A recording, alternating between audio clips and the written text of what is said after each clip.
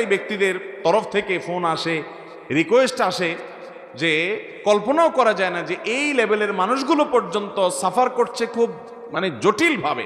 ঘরে ঘরে দুষ্টু জিনের উপদ্রব মানুষ লক্ষ্য করে না। মনে রাখবেন, কিছু কিছু দুষ্টু জিনের উপদ্রব আছে আপনি খেয়ালও করেন না। যেমন কথার কথা, বাসায় বাচ্চা কাচ্চা অস্বাভাবিক দুষ্টামি করে, সীমাহীন, কোনো স্বাভাবিক কিছু না। বুঝবেন দুষ্টু জিনের ভয়ঙ্কর প্রভাব ওর উপরে পড়ছে। এবং অনেক রোগ আছে কিছু লোকের, দেখবেন যে এই রোগগুলোর কোনো ট্রিটমেন্ট করে কিচ্ছু হয় না, কোনো ডায়াগনোসিস হয় না, বহু চেক আপ টেস্ট, ডাক্তাররা আন্দাজ অনুমান করে বিভিন্নভাবে ট্রিটমেন্ট করেন, চেষ্টা করেন, কিন্তু কোনোভাবে ভদ্রলোক ভদ্রমহিলা সুস্থ হয় না। এরকম বহু রোগী দেখেছি আমি যে কোনোভাবে সুস্থ হয় না।